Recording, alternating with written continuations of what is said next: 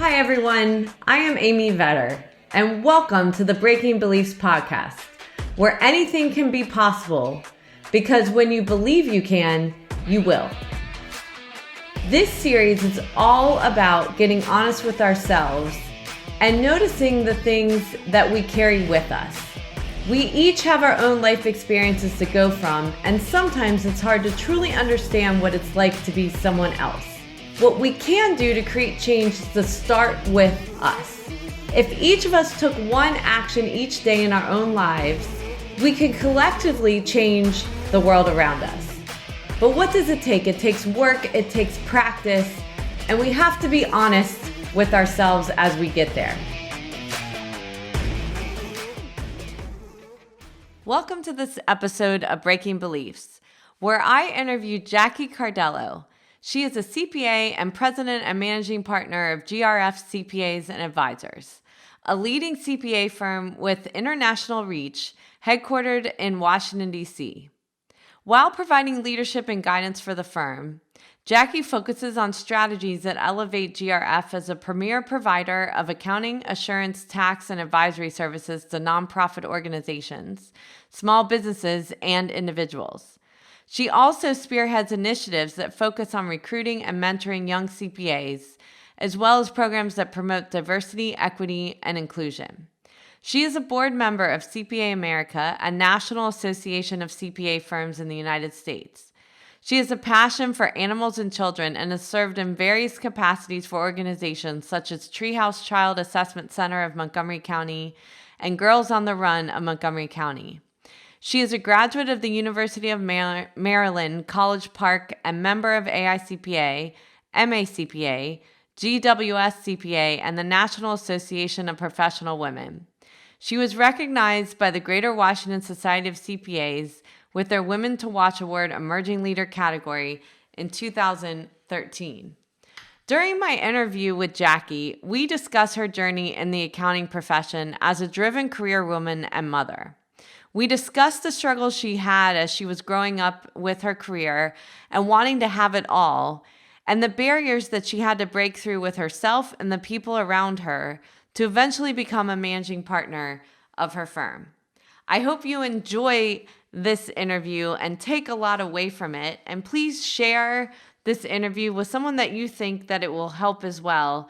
And also subscribe to this podcast and like this episode so others will see it pop up for them too. Welcome to this episode of Breaking Beliefs. And today I'm with Jackie Cardello, the partner in charge at GRF CPAs. And Jackie, would you like to start off?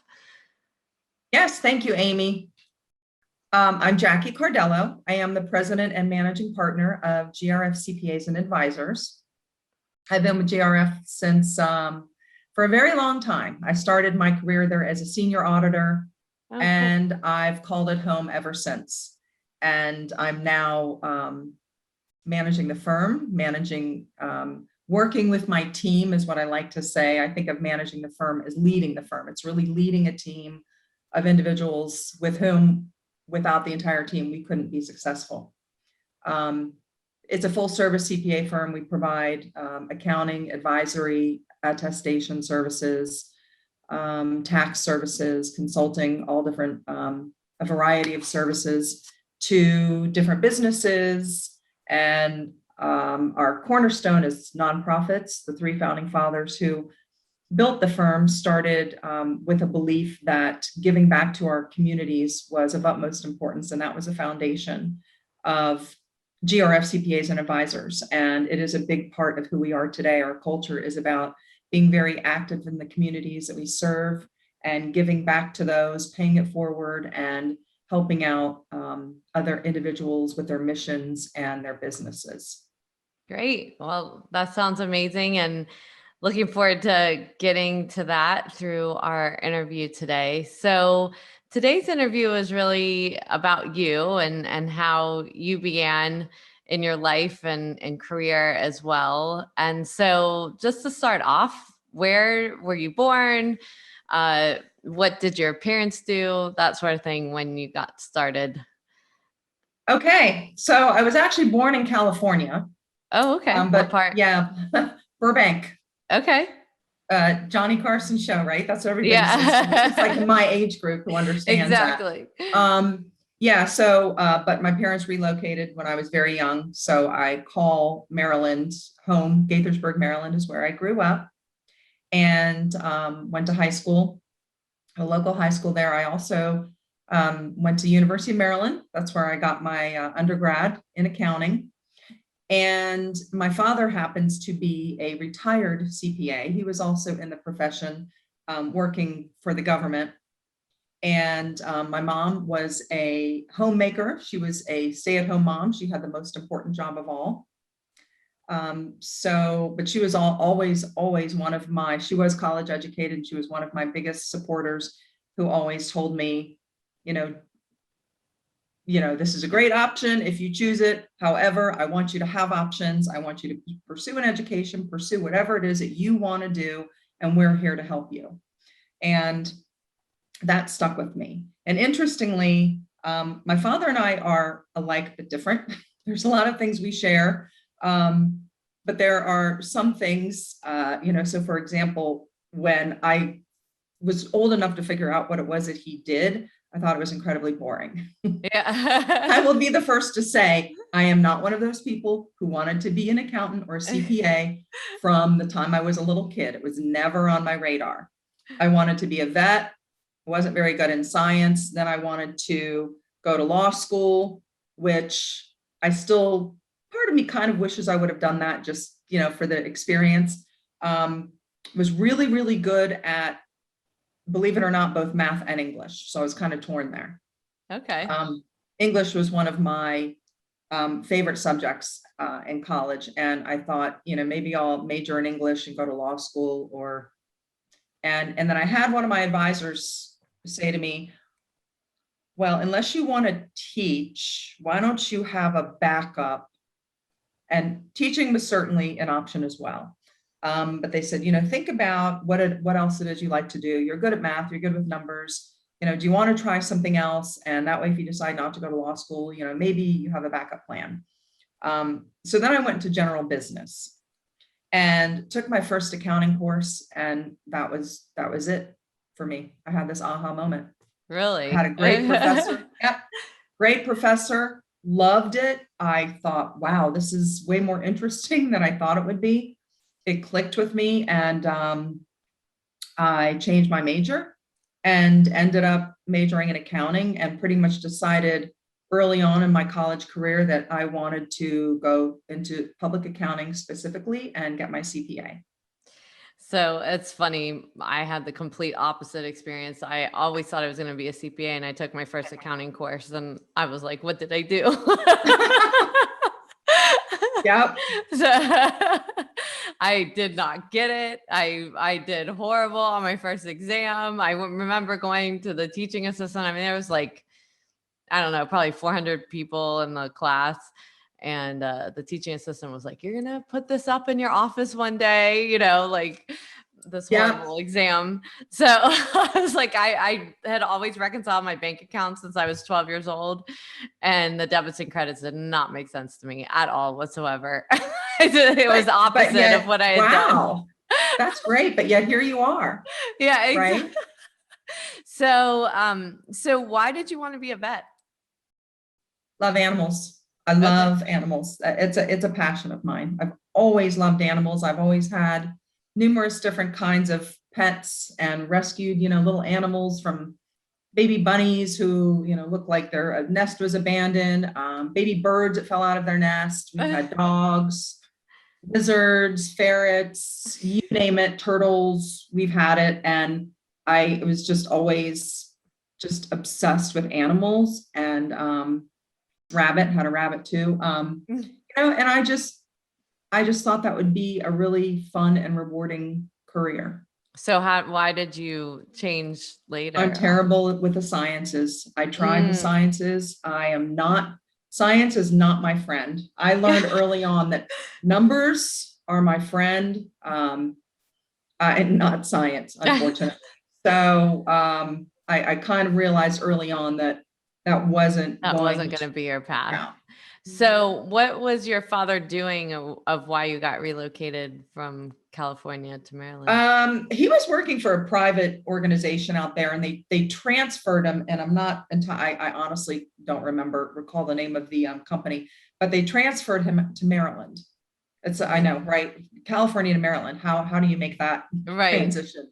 It was a transfer for his job, and then he ended up finding a job with the Department of Energy and ended up spending his career there. Okay. And what did he do for them? He was an internal auditor. Oh, okay. So did you have any experience with him? Or I know you thought what he did was boring, but you just thought it was boring. You didn't ever go out with him. I heard it. I never went to work with him. I heard him talk about it. And from what little I knew about accounting, I thought, wow, that's such a boring. Who would do that? Right. Why would you do that for a living? So, the areas where we are different is that he is very introverted and I am not. I kind of was growing up. I know this may come as a shock. I was actually very shy growing up. And then I kind of came out of my shell, I would probably say after high school. And what changed for you? Sure, I know the answer to that. Probably, just exploring different options, gaining confidence in my decisions, I think. And, just getting to know people differently. I don't really know what clicked to change that, but it might have just been a maturity thing for me. Right. I do know that when I did start going to college, and started realizing that I was, this is what I'm good at. This is what I want to do. I felt more confident with myself and my future. So I'm sure that probably had something to do with it. So did you ever go to your dad about changing to accounting and what his thoughts were? Oh yeah. Yeah. And he was of course all for it. He was surprised, but he said, you know what, you can not go wrong with a degree in accounting or finance. No matter what you do in life, you will always have a use for it. Even if you decide to go to law school or whatever you want to do, teach, it's a great degree to have, because there's always a need for accountants. Right. And then did you have any brothers and sisters? Younger brother. Okay. Yep. And what does he do? What does he do? He's an electrician. Oh, okay. He kind of took a different road. He did some college. He started going down the road of pursuing a pre-med degree, and kind of halted and decided that he wanted to take a break from that and kind of took a different approach. Yeah, he didn't like science either. No, we're just not a science wasn't family. In the blood. Yeah. Yep. So when you were switching over to accounting, were you thinking you were going to be doing what your dad did, or did you have a different vision for it? No, I knew. Yeah, I knew that I wanted to be in public accounting. Well, how did you do that? Just in talking to various different people in the profession and talking to professors who had been in both public and private, and just kind of, doing some research and, following what, people in the industry were doing. And I became just really interested in, and back then it was the big 8, right. Kind of, being in the headlines and getting more and more interested in, what does public accounting mean? What does it mean to be in private? What's the big difference? And just talking to different people who had done both, I just thought, and I'm a people person. So I thought I would enjoy that more because it gives you exposure to different people, and you're on different assignments, and, you're serving clients. And that part was interesting to me. Right. Rather than working in a corporate environment. Yep. Yeah. Yes. So, you started with GRF from the beginning, or did you start? No, I did not. I actually started in private industry right out of college. The firms, the big firms in particular, had a hiring freeze. So there wasn't a lot of jobs in accounting, quite different than what we have today. Yes. It was harder then to find a job. And I found a job in private working for a property management company through a friend. And I did that for a little while, and I'm glad I did, because I quickly realized that I was doing the same thing over and over every day, and I was getting really bored with it. And then I started, after 2 years, I started looking again into a public, going to work for a public accounting firm. Found a firm in DC, went to work for them. That was Lang and Associates. They subsequently merged into CLA. Oh, okay. But yeah, but that's where I got my start in public accounting. And John Langan was and is today still one of my biggest mentors. So I will give a shout out to him, because he was an incredible mentor, very successful, a visionary, figured out, he actually had a big impact on why I chose to stay in the profession, even after starting a family, when it was difficult, more difficult then than it is now for women in the profession. He started basically in the basement of his townhouse and hired, he was looking for people who just wanted to work. And he started figuring out that he had, some college grads, but he also had prior retirees, women who would, raise their children and wanted to get back into the workforce, and working mothers who wanted to work, either part-time or have a flexible schedule. And he gave them the opportunity. And when I went to go interview with him, it was a very small firm. It was like 10 people, basically him, and his team was all women. And I thought, this is interesting. This is very different from what I've been seeing when I've been interviewing and doing my research, on the firms. And met with a couple of the managers, and I thought, this is a very neat thing. I think he was very progressive, because his motto was, I don't care when you work or how you work, just keep the clients happy. Do your job, keep your clients happy. If you need to come in earlier or later, or leave early for, a doctor's appointment, or, something like that. He was never, looking over our shoulder, but just entrusting and enabling his team, which was brilliant, I think, on his part. Yeah, Because he had, very, very ahead of the time. So how did he, I guess, monitor workflow and project manage with a staff that was all different hours? He had a really good team he hired managers, and he invested. He made an investment in people, and he hired managers and let them, completely entrusted them. He wasn't a control freak. He was the business developer, and really entrusted his managers, to run the engagements and to develop their team and mentor their team.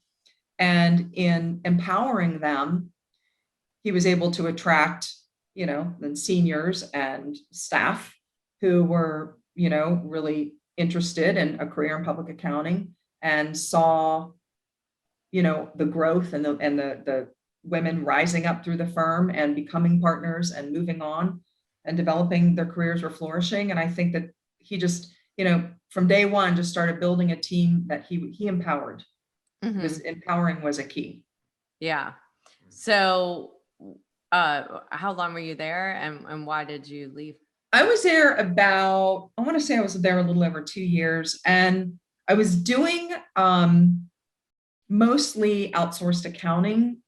That was a big piece of his practice, was outsourced accounting. So he had figured that out early on as well, that, this is a big need that needs to be filled, even more so today. We did do some audits, and, I got a very broad, a wealth of experience there, because I did 990s, I did the tax work, I did the outsourced accounting. So I learned the client side of it, the GL and the operations and bookkeeping. And then I did learn the audit piece, and the audit was what was attractive to me for whatever reason. I was young and I wanted to do something different. And I just happened to have a friend who was working at, back then we still are, legally, Gelman, Rosenberg and Friedman, doing business as GRF CPAs and advisors now. And she kept calling me and bugging me and saying, we really need people, please come to work for us. And I wanted something a little closer to home as well, because I was working in DC.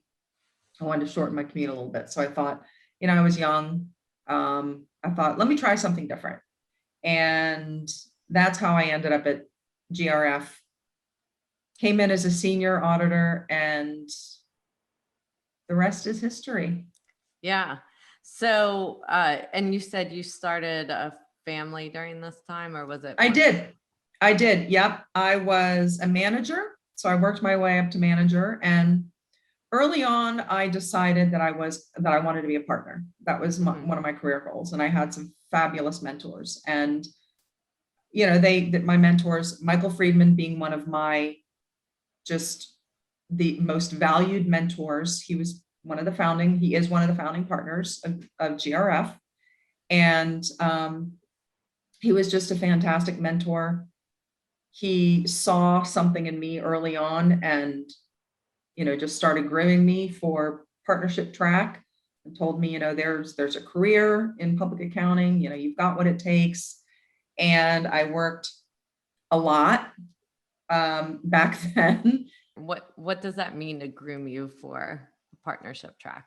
Starting to give me more responsibilities, having me attend board meetings, and then run board meetings, go to proposal meetings with clients, did a lot of technical research, and developing templates and audit procedures, and just basically managing and preparing myself to be in charge of clients, having relationships, developing. He was introducing me to the clients, helping me to develop a relationship with them. And that, of course, gave me the confidence and the experience to continue to move forward and develop in my career. And how were you able to manage that, starting a family at the same time? Well, so when I was a manager, I had my first child, I had this epiphany that there's more to work, there's more to life than work, because that's pretty much all I did. And then when I had my first child, I wasn't sure, I just assumed I'm going back to work. And after I had my son, I started questioning, do I want a career? I was at a crossroads, because it was like somebody flipped a switch. Right. I just loved being a mom, and I enjoyed, having a child and taking care of them. And I would get kind of sad when I would drop them off at daycare, and, so we're going to start back at, you had your first son, and you were at a crossroads of whether to come back. Yeah. So when I had my first child, my son, I don't want to say distracted from work, but it shifted my focus, because for me, it was all about my career. And I loved working, and that's what I did. And when I brought this little person into the world, I was blown away by the attachment that I had, and just enjoying being a mom, and enjoying being with this little person. And, I would I would drop him off at daycare, and he was in a daycare, a very small daycare. It was very fortunate. It was like having a nanny. She had, like 2 or 3 kids, and she would take them to the library, to the puppet shows. They would go to parks, and, they'd be going on a beautiful day to the zoo, and I was going to work. And, I was thinking to myself, there's got to be a happy medium. I'd drop them off, I'd go to work, and I would feel like, is this really what I want to do? So I scaled back my hours, and went to work and started working part-time. And that enabled me to spend more time with my son. I then 3 years later had another child. That's my daughter, my youngest. And I had sort of shifted my priorities over that time. I just started feeling like a career is not the most important thing to me. My children and my family are. And if I can't have both, then maybe I'm willing to sacrifice my career. I had actually gotten to that crossroads where I wasn't sure that I was going to stay in public accounting. Mm-hmm. And I continued to work part-time, but there are a lot of days when I felt like I just feel conflicted, and I don't feel like I'm doing both of my jobs well, because I'm, just distracted. And Mm-hmm. the expectation, then there were a lot of conversations, and it was kind of said out loud that, well, she has a family, she has young children, I don't know if she can be a partner. I don't know if she can work the hours, she's going to be distracted. She might have to leave, or stay home to take care of a sick child. And there is a lot of truth to that. Fortunately now there's a lot of help between partners who have children. Right. But I think there's still, even today, a little bit of a perception that women are primary caretakers. Mm-hmm. And when they have children, their minds are constantly focused on their families, and you're not able to focus on your career in the same way. Right. So during those several years where I was working as a manager, and still enjoying, obviously, being with GRF and raising my children, I was really, wondering, I would go flip-flop, from I love my career, I know I can do this, there's a way to have both. Right. And then, another time I would feel like it's just not worth it. My family's more important. I don't want to miss my kids growing up. But I stuck with it, and I kept thinking, I'm going to have both. And I think there's a lot of women who still just don't feel like they can have both. Right. Because of some, antiquated expectations and perceptions about women in the workforce. And at the time, all of our partners and the women who became partners were expected to work full-time. It was just the expectation. You're a partner, you work full-time. So if you want to come back and be considered for partner, you're going to have to go back full-time. So after my daughter started preschool, I started thinking about it again, and my wonderful mentor, Michael Friedman, just said to me one day, "Are you sure you don't want to be a partner? I think you really should rethink it. I believe you could make this work." And so I started thinking about it again, and just sort of made a decision that, okay, I am going to figure out how to make this work. I'm going to figure out how to have both. I did go back to work full time and did a lot of juggling, a lot of multitasking, but I made it work, and I stuck with it. And there were numerous people who would tell me, and it could have been peers, and it was, relatives or friends who would say, "Is this all worth it? You don't have any time to yourself. How are you going to make this work? Daycare is so expensive. You have this long commute. Your job is so demanding. Just your kids it's only going to get harder as they get older. It's easy now." And so, I was hearing all of this, taking it all in, and then there were others who would say, "You can absolutely do both." My mom was one of them, my big cheerleader. And she would say, "You know what, I'll help you, but don't give up your career. You can do both. You can do this."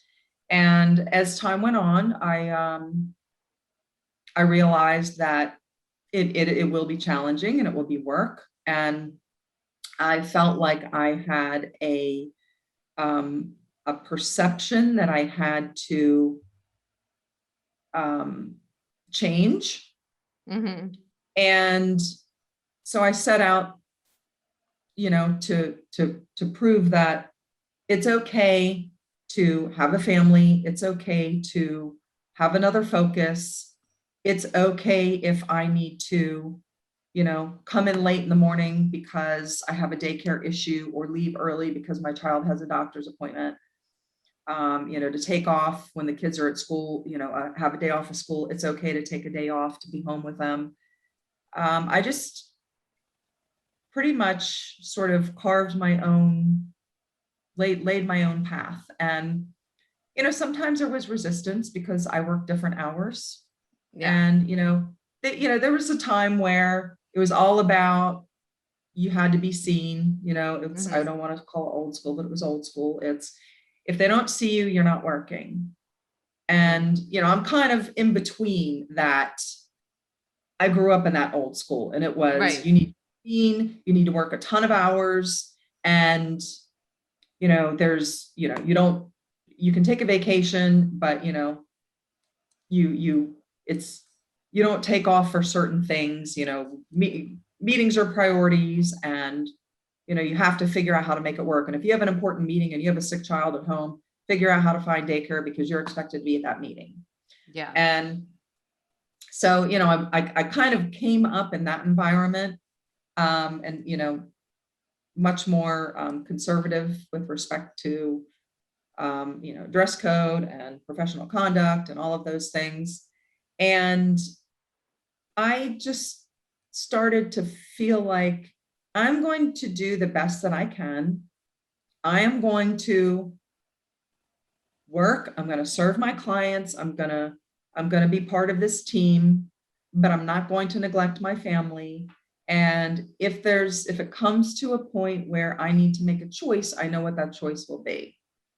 And I just sort of went about it that way. And, if there was, if I would hear, the background noise and someone saying, well, there's this perception that you're not around as much as the other partners, they know that you have 2 young kids at home, and, you volunteer for the PTA, and, that's all fine. And so how did you, I just want to pause on that because I think this is a really hard thing for women. And a couple things you said, I just want to go back to. So one comment you made was about a lot of women are the primary caretakers and feel like they can't continue on a leadership path.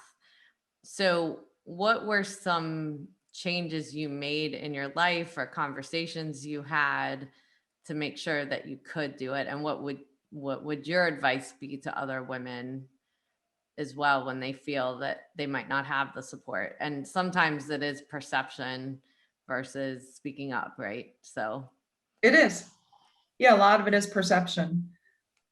You do have to find a support network somehow, somewhere. I don't have a large family, so, I didn't have relatives living with us, helping with the kids all the time. My parents would help out as they could. A lot of really good friends who could be there as a backup. My advice is have a backup plan, in case you can't get to the school, or, something comes up and you have a child at home, have a backup plan. But I think the key is just communication. A lot of it's about communication and planning, and make it known, here's my situation. I have to be at daycare to pick my kids up at 6:00. I will schedule meetings up until X time. And we didn't do as many virtual meetings then, it was mostly in person. We did conference calls. So there were numerous times I'd be doing a conference call from my car, and I would just let clients and teammates know at this time of day, I can do a conference call, but I can't be there in person. And if it was, a meeting that was critical that I be there in person, I made sure that I had a backup plan in case something went awry. And that's not to say things don't go awry, because they do, because even the best laid plans can change. So, and things come up, and you just have to be prepared to say, you know what, this is life. Things come up. I found that I think that whole point that you keep saying is like, well, and you changed your mindset or belief system around a career of, well, people are going to be upset, but I'm going to be okay with that. So there is intention behind that and some way that you have to get yourself okay with hearing the noise and not letting it get to you. So what do you think, what kind of practices did you do internally to not let it get you down? Not to say it might have not some days. Yeah. Oh, it did get me down sometimes. I just trying to just communication, and even sometimes it was just one-on-one. I'd find that if, I was hearing, well, someone was talking about the fact that, you were out for a week because you had a sick kid or something, then I would go to my supervisors, my superiors, and after I became partner, I would go to my partners and I would just have conversations with them and just say, listen, I'm I'm engaged, I'm interested, I'm here, I am serving my clients. And if I'm with a sick kid during the day at home, I'm still emailing, I'm still checking in, when I can, and working around it, and just getting the work done, just showing that I was getting the work done and having satisfied clients. They can't argue with, people can't argue with the result, right? A good result, happy clients. Can't argue with that. They might be able to look at the hours that you worked or the days that you come into the office or the days that you're not in the office, but they can't argue with the results. And that was sort of what I was pushing and communicating was, okay, I may not be able to be in the office at 7 o'clock in the morning, but I have this group of clients who I work with, and they are very, very happy with me. And you can't, I have a great reputation with them. I was really good with the staff, with training, with mentoring, and you can't, I just feel like it's all in the actions. And I started mentoring as we started developing more and more women in our profession. I started mentoring them. And, when leaders start to hear that, wow, it's really good to see that we have, this partner and that partner who have young kids and who are making it work. And, they're communicating to us and being honest with us that there are days that it's very, very difficult. And, days that I feel guilty because I can't be at my child's recital, or I had to reschedule that client meeting because I had an important, doctor's appointment to be at. And so there's a level of, feeling like you're not always meeting the expectations. And it's really more internal, I think. It's because you want to be able to do it all. I wanted to do it all. And if I had to change something in my schedule, or, something came up the last minute and I had to postpone or cancel, or I couldn't show up at a school event, I would internalize it and feel like I failed. And you have to learn to let that go. You have to learn to realize that we're all human, first of all, and we all have a breaking point, and we all need downtime. And it's okay to have other priorities outside of work. And that's the other thing. I just started feeling like it's okay to say I have other priorities. That my career is not the only thing I have going on. Yes, I do take vacations. Yes, I do unplug as best I can and spend time with my kids and, go on a bike ride with them. And I think it's okay to say that out loud. And you have to be prepared for, I think it's gotten a lot better and the profession's come a long way, but there might have been a little bit of that, water cooler talk that, can you believe Jackie missed a meeting today because she was doing something else with her kids? You have to be okay with that. So you have to learn to accept the fact that, one, you can have it all if you want it, and there is a way to figure it out, but there's got to be some flexibility and some give. And it's okay not to do it all, if that makes sense. You're going to have times where you're going to have to disappoint someone, reschedule, cancel, not be able to make it. And those things are going to happen. You have to learn to accept it and just do the best you can to work around that. And I think as long as you realize that, if you have to leave early to honor a family commitment, or you have to, I made most of their elementary school parties, Valentine's, Halloween, all that stuff. And there might have been one party that I missed. That's okay, because I did have to honor a work commitment. And at that time, that was more of a priority, and there's a balance. So you just have to learn to accept that it's a balancing act. And someone might be a little unhappy or disappointed on one side at this moment, but that is going to shift. And it's a constant shifting. Yeah. So and maybe you can give some tips too, because, a lot of times when these conversations come up for women, I feel like there's a lot of defensiveness. So, when you're saying I'm going to go speak to the person that I heard was talking bad about me, it's all in the approach, right? To make sure Right. that conversation's going to go well. So how did you approach the conversation, or plan for it, or think through it so it didn't become emotional? And I would say on a second part of that, when people are talking, it's gossip. It's not showing what you're actually doing, right? Like, it's a way to kind of, this is how people's personal brand kind of gets ruined in organizations, right?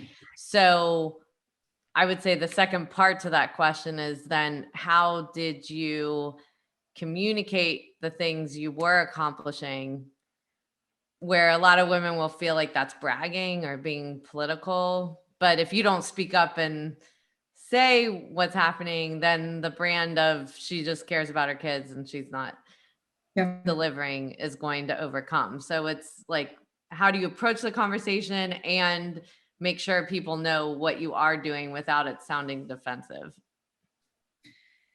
So first word of advice is to have some mentors and advocates, at least one who's going to advocate for you and have your back when, there's discussions, talk about, like you said, gossip.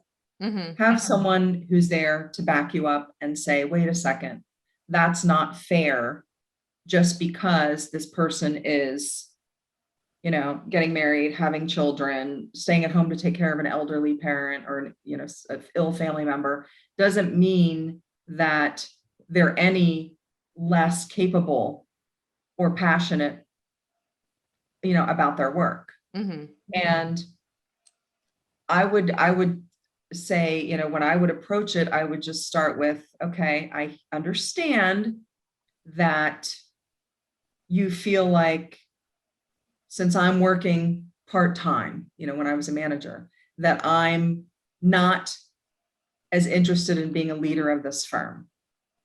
Explain to me here's what I think I've done to prove that I am a team player and a leader of this firm, and explain to me what is bothering you about this. And just asking, and just having the dialogue and saying, what am I not doing? Help me understand, what's perpetuating this perception and what I can do to change it. Right.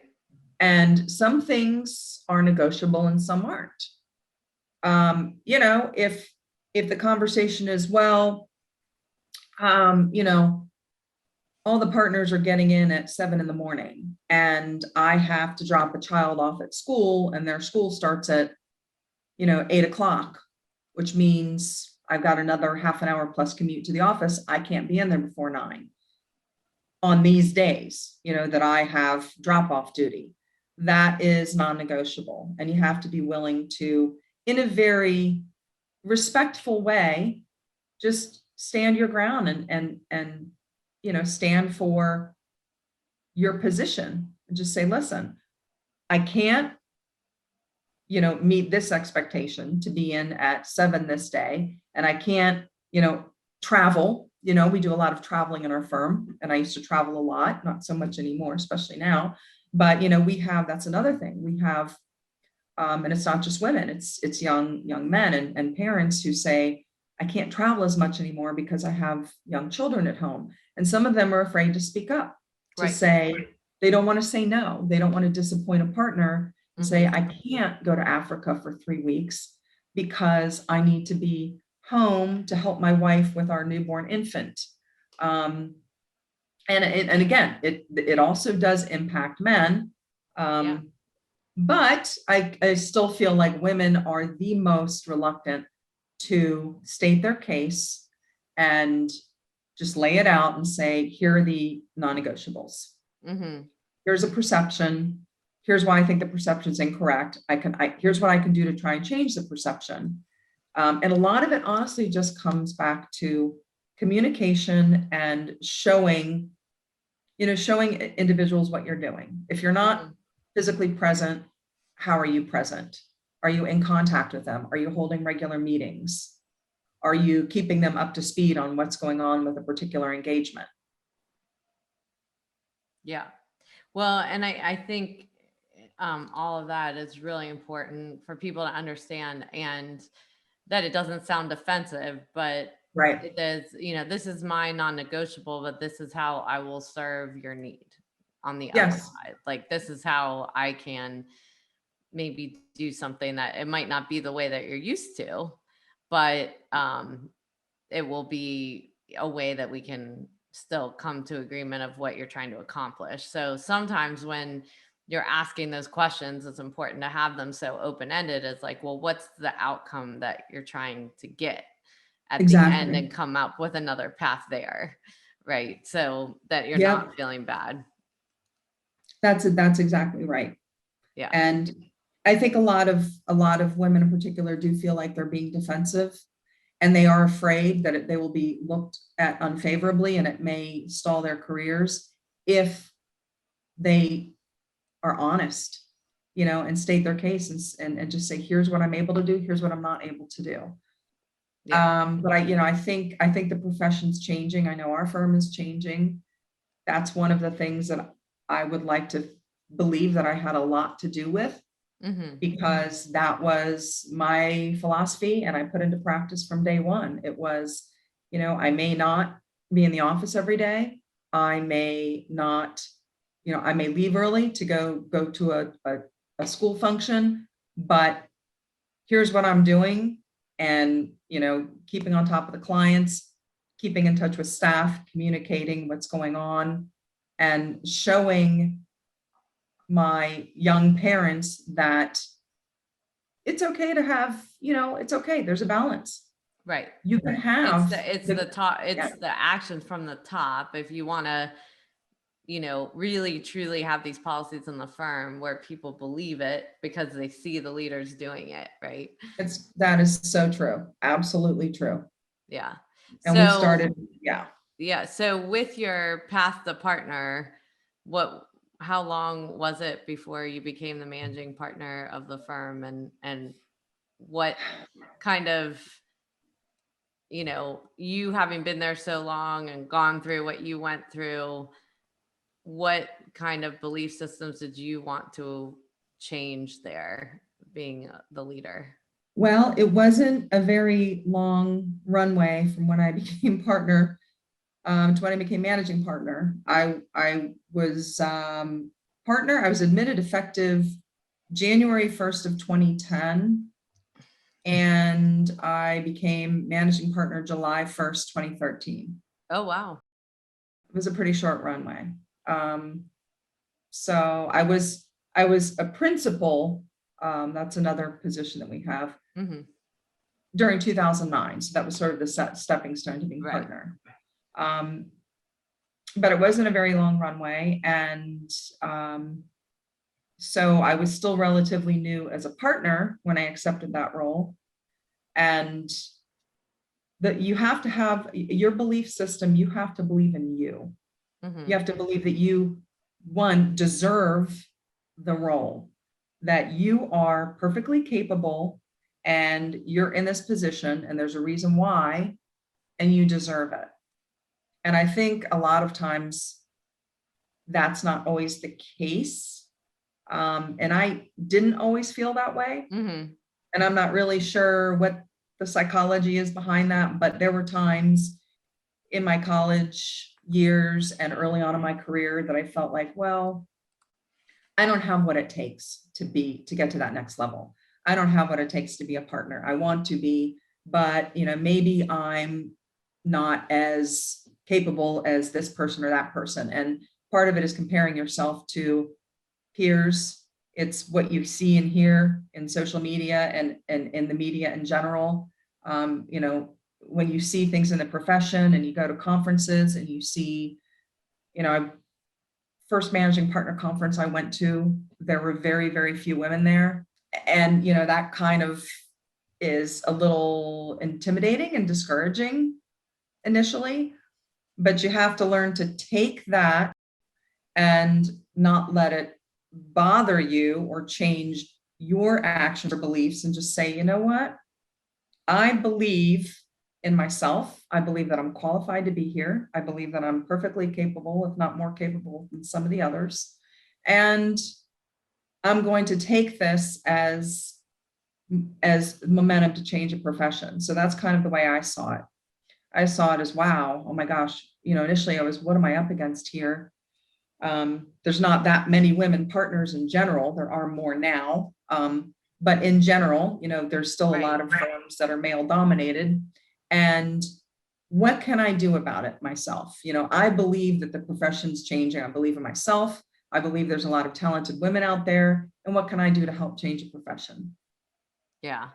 So, and we're getting close on time here, but what impacts have you seen in the firm, with some of this whole work-life change, as far as culture or retention or things that you can, client happiness, whatever kind of tracking you can do on that? I've seen young people that are developing in their careers and they're flourishing, and we are promoting more and more women into leadership. And we have more young and newer individuals who we're giving more opportunities to. So to me, it's about entrusting and enabling. Mm-hmm. And when you have a good candidate, quite frankly, it doesn't matter what gender, what race, religion, whatever. If there's talent, you nurture that talent and you do what you can to help them develop their strengths and grow. Right. And, rather than boxing them in and putting them in a box and saying, here's what the typical partner looks like. Right. You must Right. work 60 hours a week, and you can't tell anybody you have young kids at home, that kind of thing. You don't put people in a box. You just let them exist in their, in their situation, and take their strengths and capitalize on the strengths. And I think just in actions, we've got women who are partners now who've been with the firm, and they've seen me come up through the ranks and raise my children who are now 17 and 14. And they've seen what I've gone through. And, I'd like to think that I'm setting a really good example, and people know that it's okay to have other priorities. It's good to have balance. I like to set an example of balance. We offer a very flexible work arrangement. We did even before COVID, and we're fully anticipating that's going to continue beyond the pandemic. But I feel like you need to trust, and you need to invest in your young leadership, invest in them, keep open communication, and lead by example. Yeah. Show them that it's okay to take a vacation. When I'm on vacation, you might send me an email and you might hear from me later this evening or tomorrow, and that's okay. Right. Yeah. So I want to just do some quick fire questions that we end the podcast with just picking a category: family and friends, money, spiritual, or health. Let's do health. Okay. All right. So things or actions that I don't have that I want with my health. I would love if I could be in, this is going to sound cliche. But I hit a milestone a few years ago, and I would love it if I could be the healthiest and in the best shape that I've ever been in my life. I would love to get there. Awesome. All right. Things or actions that I do have that I want. That I do have that I want. I have a regular workout routine. Big believer in working out, exercising, yoga, running, whatever it is that gets you fired up and that also serves as your stress relief. Big believer in that, and you do need to carve out time for it. And I do have that, and I want to keep doing that. Awesome. All right. Things or actions that I don't have that I don't want. Things or actions that I don't have that I don't want. Excuses. I don't want excuses. I mean, we can all make excuses for not getting up and working out in the morning, or, feeling blah, Right. if I haven't worked out in 3 weeks. I don't want to make excuses. And when I find myself making excuses, I try to stop, and I just think to myself, you know what? It's an excuse. I can do better than this. Awesome. Okay. Last one. Things or actions that I do have that I don't want. Stress. Yeah. Stress. I would love to have less stress. I know that's not possible. So maybe I should say the anxiety that goes with the stress. I'd like to try and keep that at bay. Yeah. Yeah. We've been doing a whole mindfulness series with your Yes. team there on that. So that's been great. So just to end our conversation today, is there anything that you want to leave people with that we didn't cover, or something that you wanted to talk about that we didn't talk about today? I'm going to leave you with a quote. Okay. One of my favorite quotes ever. And people have heard me say this over and over again. And I have it on my wall in my office that I haven't been to very much this past year. Condoleezza, this is from Condoleezza Rice. I wish that someone had told me that my own sense of unease about whether I really belonged was shared by everyone in the room, including my male colleagues, that they hit it better. There you go. I like that. Yes, exactly. And everyone has, Mhm. at some point in your life, a sense of unease about whether you belong, whether you're right or capable enough or good enough for the position Right. that you're in or the situation that you're in. And you have to believe in yourself. Yes. Awesome. Well, thank you so much for sharing your story today. And there's lots of great takeaways for people to leave with. So thanks for being on. Thank you, Amy. It was my pleasure. Take care. And now for my mindful moments of this interview that I had with Jackie Cardello, which I think was such a great story of the plight of women in their careers and the struggle that so many of us have with wanting to achieve while having this pull on our heart of the times that we aren't home as well. And I think it was really important to talk about this and her journey. And I appreciate how honest she was about the struggles that she had, because no matter how far we get with this topic in the profession and in many of our careers, so many of us still struggle with this. And it may be a perceived struggle, it may be a real struggle, but it's obviously and honestly an internal struggle that each of us go through. And maybe when we don't see it on people's faces, we assume that it's not going on, but everybody walks with these stories inside of them. And it's really important that we are asking people what they need during their career to help them break through these barriers, which Jackie has really dedicated much of her career to, is helping others. So because she had people that helped her, and she wants to keep opening that up for more and more people to break through their perceived barriers, whatever that may be, in order to achieve the success that they want. So we talked a lot about her father being a CPA. When she was younger, she thought that was a boring career by watching what he was doing, but really saw that she wanted to go to law school. She was good at math and English, but it was her father that really stepped her back while she was in college to talk about what was important as far as a long-term career and security. And I think it's important when we have these discussions is making sure that it aligns with the things that we love. And she realized, she didn't love science. And, when she thought about going into business, she was good at math, and she took an accounting class and really saw that it was something that was of interest to her, and she really enjoyed it.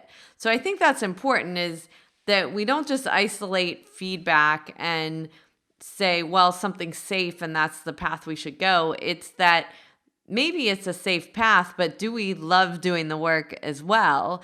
And make sure that we've got both of those things aligned so that we can be driven in the careers that we have, and we're not just pushing against something that doesn't, that actually goes against our grain, which I think was an important thing in her journey. And as she started her career, she was very focused on becoming a partner from the very beginning. And, I think she brought up a few mentors that were really critical in empowering her to be able to achieve what she needed to achieve as she was bringing up young children.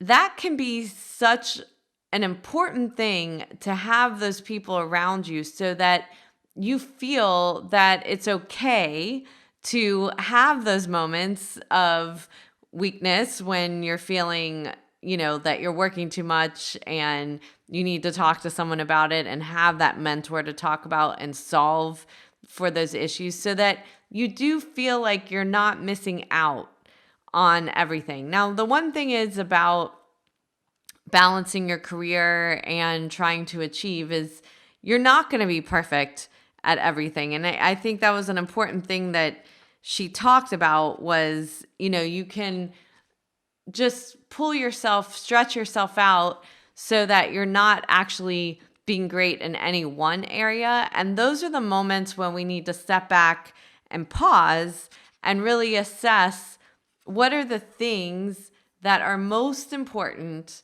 for us to focus on.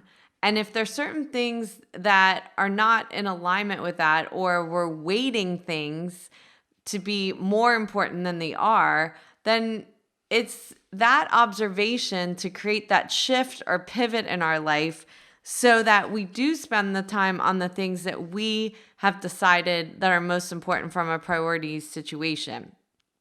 And it was really when she became a manager as a young mother that she realized that there was more to life than just work. And it opened her eyes of this crossroads that she had of how do I balance both? And it really shifted her focus. And I think we all have those moments in our lives and our careers where we start noticing that we're different, that maybe the things that we thought were so important aren't as important as we thought, and we need to shift priorities and decide what we're willing to sacrifice.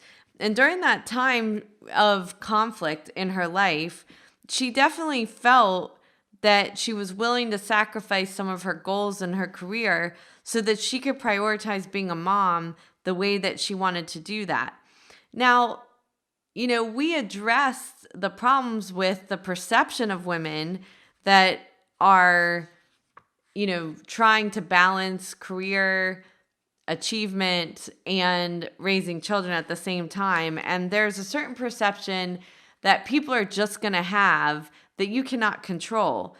But it is how we go about it and how we communicate so that we're not allowing that perception to just take over and just be mad about the perception. But we talked about how important it was for her to be talking to her leaders about why she might be late to a meeting or when she's going to work different hours because of things that the kids have, but never putting a client on the back burner or not placing the importance of a client relationship, and making sure that the people around her knew that the clients were happy. And a lot of times we don't speak up for ourselves because we might think that's political or uncomfortable and so forth. But I think it's really important that if you don't want a certain perception of yourself, you find ways to do it in positive ways to surface up the things that people need to hear, that people need to know about your daily life, because what you know about everything you do on a daily basis, no one else knows. No one's paying attention. They're paying attention to the things that they're doing every day. And so we talked about that in order to get the perception to change, it was important to communicate coming in late or early, depending on what kids needed, to make sure that if FaceTime was really important to the people around you, that you discuss why they aren't seeing you at certain times, that it's not important to you, it's that you've got other commitments, but you figure out how to make it work, and you can collaborate with your leader, your manager, your partner, whoever that is, on how do we still come to the middle of what they want, of what you want, so that everyone can be happy. And at the end of the day, we might think or have this perception or belief that, a boss or a manager doesn't care, or they would never be flexible, to have that kind of discussion. But if we don't bring the discussion up, we'll never know. So sometimes we can create our own barrier to having that discussion, which is so important. And so finding a support network was another thing that we talked about that was so important, that not only having a support network at work, but a support network at home of who you can call upon, of who you can carpool with, of how you're going to get things done, and also talking to your partner, if you have a partner, on how you're going to help each other and what you have going on each day. That communication and planning is key to making sure that you will feel successful in what you're doing. And we also talked about transparency and not feeling guilty, is that you're not going to meet everybody's expectations. And sometimes we can internalize those feelings like we have failed. But many times this is our own internalization of that. And we're actually blaming the outside world. When we actually ask or have that transparent conversation with other people, we often find out it's not what other people were thinking. So if you want to have it all, it's okay not to do everything for everyone, and you will not disappoint people as long as you communicate. Communicate how you're going to achieve what each of you want, but also communicate when you're not feeling that you're doing everything that you need to do, and making sure that you're open to conversations where other people can help you not only achieve what you need, but achieve what they need, rather than avoiding it. And making sure that you understand how to negotiate those conversations in a positive way, rather than coming on too strong and don't want to offend someone, but instead find a way to show that person that you appreciate the work that they do as well, and their perception of the world. And when you understand their perception better, you can come to a better conclusion. Thank you for taking the time out of your day to listen to the Breaking Beliefs podcast. I hope you will take a moment to pause before entering back into your day to reflect on this podcast and note 1 to 2 actions you are inspired to do from today's conversation that you could incorporate into your life. To read the full blog and listen back to this episode or any other, you can find them at www.amyvetter.com/Breaking Beliefs podcast and related videos on my YouTube channel. For daily inspiration, follow me on Instagram, Twitter, Facebook, and LinkedIn at Amy Vetter CPA. I hope that you will choose to like this and subscribe to this podcast on iTunes, Spotify, and more. so that you can join us for more inspiration on our next episode.